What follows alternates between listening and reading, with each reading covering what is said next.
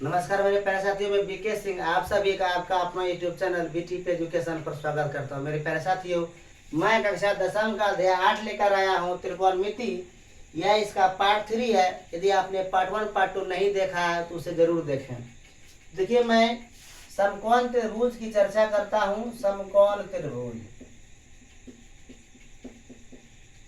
ठीक है। चित्र बनाइए पहले। ABC समकोण त्रिभुज बन गया।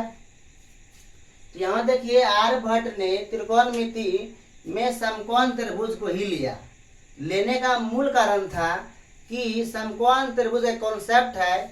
इसमें एक कोण 90 डिग्री होता है, एक सबसे बड़ी भुजा होता है और दो न्यून कोण होता है। खास बात इसमें है, और खास बात और क्या है कि आर्यभट्ट से पहले दो महान गणितज्ञ, भारत के गणितज्ञ महर्षि बोधायन थे और यूनान के महान गणितज्ञ पाइथागोरस थे।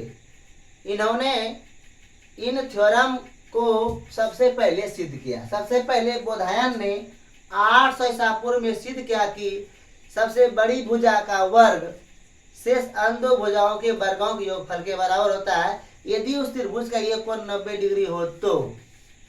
और पाइथागोरस ने भी यही सिद्ध किया है, सबसे बड़ी भुजा का वर्ग शेष अन्य दो भुजाओं के वर्गों के योगफल के बराबर होता है। तब यहाँ आर्यभट्ट ने इस त्रिभुज का चयन करके त्रिकोणमिति का और विस्तार किया। तो आगे देखिए यहाँ पर, तो उन्हें नामकरण में बधाई आई। नामकरण कैसे उन्होंने किया? देखिए यहाँ पर इन दोनों रेखाओं किस पे टिका हुआ है? BC पर टिका हुआ है। यदि आप किसी चीज पे टिकाए हुए हैं वो आधार है, अगर खींच लगा तो आप गिर जाइएगा। तो यहाँ इसका नाम क्या रख दिए? आधार रख दिए, ठीक है। अब देखिए आधार हुआ कैसे? यहाँ थीटा है उनका। क्या है? थीटा है। थीटा जो है एक ग्रीक लेटर है, और थीटा जो है ना ग्रीक अल्फाबेट का 8वां लेटर है, ठीक। आगे देखिए, अब देखिए यह 90 डिग्री है, तो 90 डिग्री है तो यह लंब है, इसलिए उन्होंने इसको क्या कह दिया? लंब कह दिया, लंबा होने का कारण। बाद रहा सबसे बड़ी भुजा। अब सबसे बड़ी भुजा का क्या नाम रखे? तो इन्होंने महाभारत से लिया। महाभारत में 5 भाई पांडव है और दुर्योधन 100 भाई हैं। तो कर्ण जो था इन सबों में सबसे बड़े थे। कर्ण कुंती पुत्र या सूर्य पुत्र उनको बोलेंगे। तो उन्होंने सबसे बड़ी भुजा का नाम क्या दिया? कर्ण दिया। आपको मैंने बताया कि कर्ण कहाँ से लिया, कि महाभारत में जो 105 भाई थे, उन 105 में एक और भाई थे कर्ण, जो क्या थे? उन्हीं के कुल के थे, जो सबसे बड़े थे। कुंती पुत्र जो कर्ण थे, जो आप पढ़ते हैं सबसे ज्यादा दानवीर जो हैं। तो यही कर्ण के बारे में यहाँ पर बताया गया है कि यह सबसे बड़ी भुजा जो है क्या है? कर्ण है। ध्यान दीजिए, उनके बाजू में बहुत ताकत था, इसलिए भुजा का नाम भी आर्यभट्ट ने क्या रख दिया? कर्ण रख दिया। ज्यादा नहीं जाऊंगा आगे, टॉपिक बड़ा हो जाएगा, ध्यान से देखिए। कर्ण ले लिया। तो आगे देखिए बात को, कि इसमें एक संबंध है। लंब आधार कर्ण में एक संबंध क्या है कि देखिए, कर्ण का जो वर्ग होता है, कर्ण का जो वर्ग होता है, लंब प्लस लंब का वर्ग प्लस आधार का क्या होता है? वर्ग होता है। यह सबसे पहले किसने सिद्ध किया? महर्षि बोधायन ने। और इसके बाद किसने किया? 6वीं शताब्दी में पाइथागोरस ने। आगे देखिए आप लोग, है संबंध दिए आपको।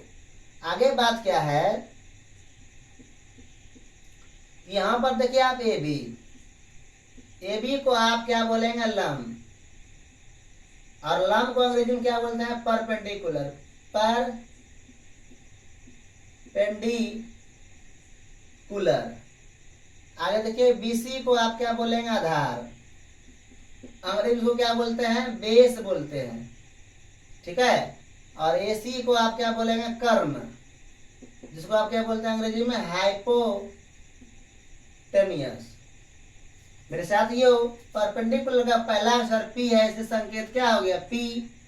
और इसका पहला लेटर क्या है? B, तो इसका B हो गया, इसका H, इसका H हो गया। यहाँ दे भी दीजिए आप। ये एच हो गया, और यह क्या पी हो गया, और यह क्या हो गया बी हो गया। ठीक है, तो अब देखिए मेरा छोटा संख्या सबसे अच्छा क्या पी बी एच है, तो अब इसका संबंध को बना लेते हैं, सूत्र बना लेते हैं। ध्यान से देखिए, देखिए एच का स्क्वायर बराबर पी का स्क्वायर प्लस क्या होता है बी का स्क्वायर। यहां से आप अगर एच का मान करना चाहेंगे तो ये स्क्वायर रूट हो जाएगा क्या पी का स्क्वायर प्लस बी का स्क्वायर। दूसरा सूत्र देखिए, पी का स्क्वायर अगर मान निकालना हो तो एच में बी को क्या करेंगे घटा देंगे, तो पी बराबर क्या आ जाएगा रूट अंडर एच का स्क्वायर माइनस बी का स्क्वायर। तीसरा नंबर देखिए, बी का स्क्वायर बराबर एच का स्क्वायर माइनस पी का स्क्वायर, तो बी का ऐसे मान निकाल सकते हैं एच का स्क्वायर माइनस पी का स्क्वायर। तो आपको यह सूत्र याद रखना है, इसका काम आने वाला है आगे। आगे देखिए बात, ये देखिए फिर एक त्रिभुज बनाता हूं मैं, देखिएगा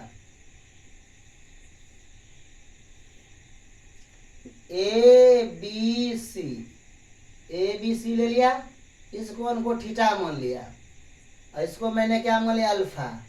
ठीक है, और यह 90 डिग्री है। यदि कौन यहाँ की चर्चा हो, पूछे आपसे कौन अल्फा है, कौन अल्फा, तो ए बी जो हो जाएगा आधार हो जाएगा, क्या हो जाएगा आधार, अब बी सी जो हो जाएगा क्या हो जाएगा लंब हो जाएगा, और ए सी हमेशा कर्ण है और कर्ण ही रहेगा। ठीक है, आगे देखिए बात, अगर कौन थीटा की चर्चा हो रहा है, यहाँ की चर्चा नहीं सी की चर्चा हो रही है कौन थीटा के लिए, यहाँ भी के लिए थी कौन अल्फा के लिए।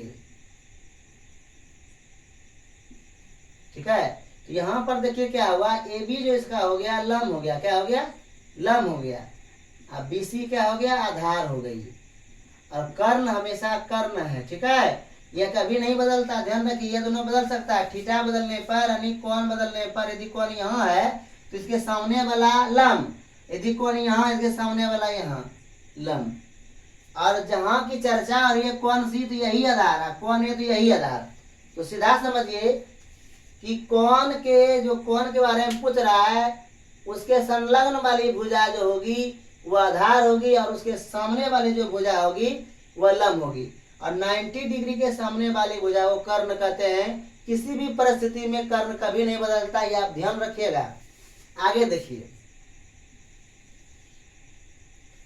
अब देखिए यहाँ पर कर्ण है, लंब और आधार है। आर्यभट्ट ने यहाँ 6 संबंध दिया, हम बता चुके हैं आपको 6 ही निष्पत्तियां होती है, और 6 निष्पत्ति का संबंध उन्होंने क्या दिया, यहाँ देखिए पहला संबंध यहाँ देखिए क्या है साइन दिया, क्या दिया साइन, दूसरा क्या दिया कोसाइन, दूसरा अगला दिया टेंजेंट, को टेंजेंट,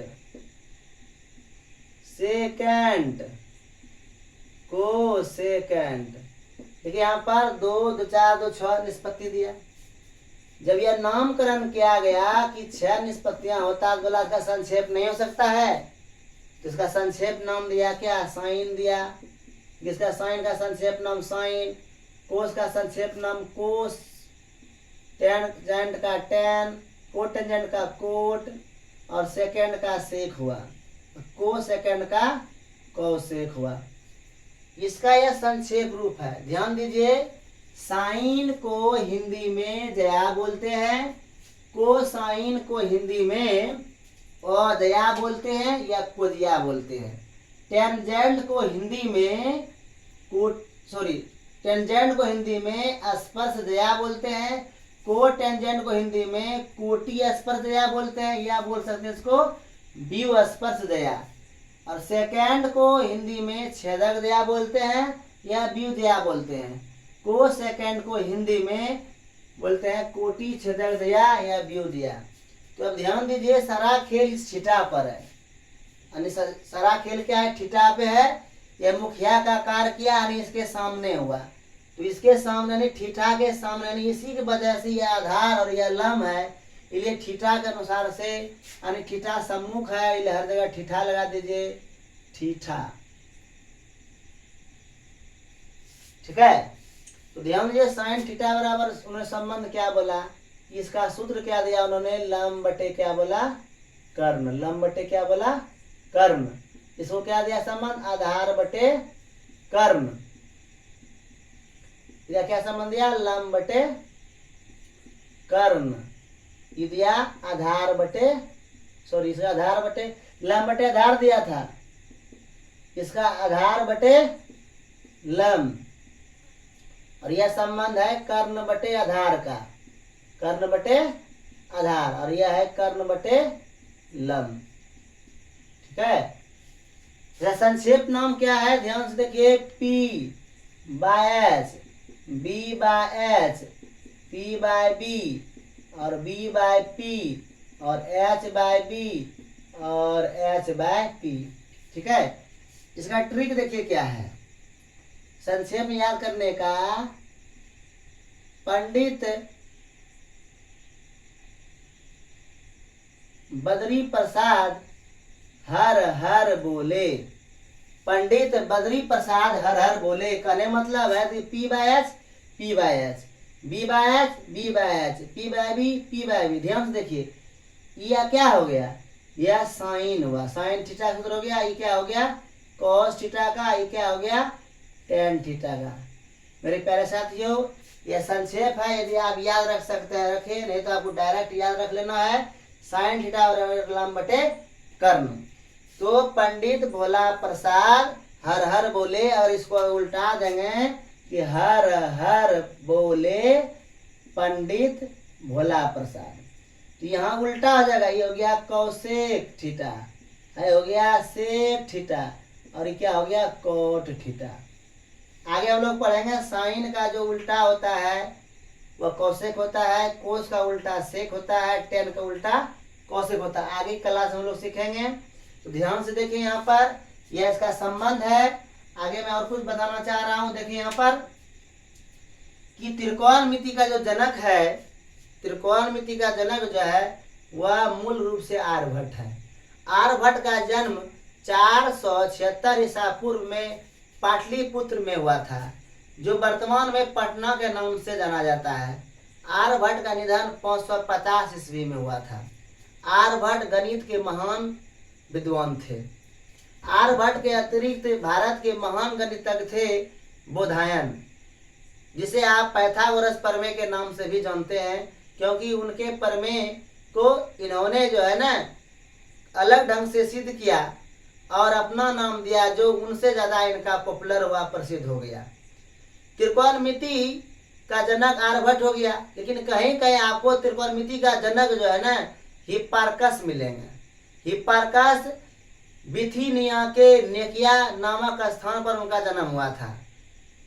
फिर से बोल देता हूँ कि त्रिकोणमिति का जनक आर्यभट्ट तो है ही, लेकिन किसी किसी किताब में आप देखेंगे कि त्रिकोणमिति का जो जनक है हिप्पार्कस को भी कहा जाता है। हिप्पार्कस ने ही सबसे पहले त्रिभुज का हल ज्ञात करने के लिए त्रिकोणमिति का प्रयोग किया था।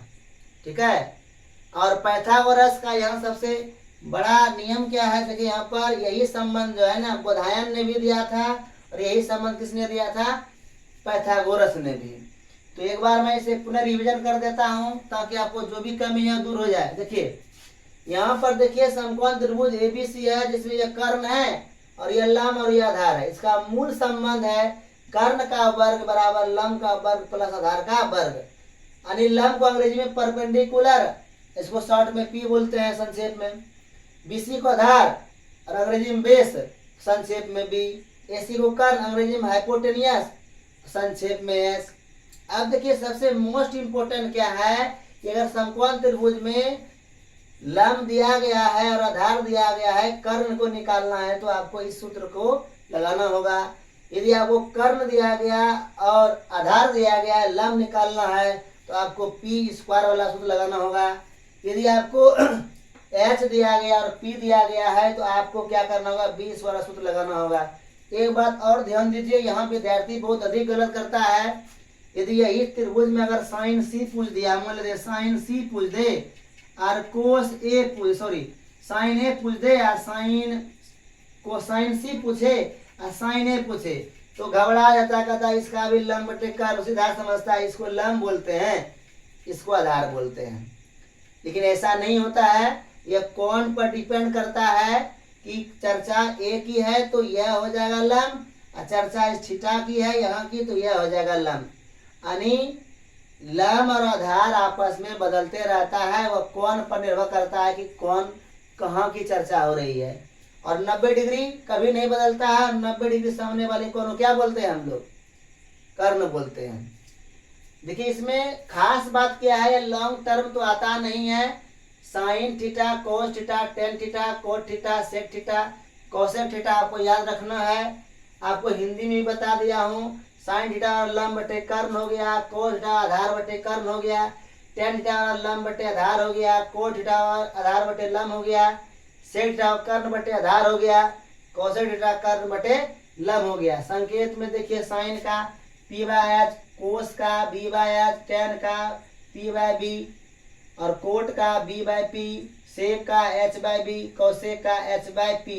इसे आप जो है ना ऐसे भी लिख सकते हैं, ध्यान दीजिए चित्र से। देखिए यहाँ पर लंब आप ए बी बोलते हैं, ए बी बटे क्या लिखिएगा ए सी, अगर चित्र से बनाइएगा बी सी बटे क्या लिखिएगा ए सी, ए बी बटे क्या लिखिएगा बी सी, और बी सी बटे क्या लिखिएगा ए बी, और ए सी बटे क्या लिखिएगा बी सी, और ए सी बटे क्या लिखिएगा ए बी।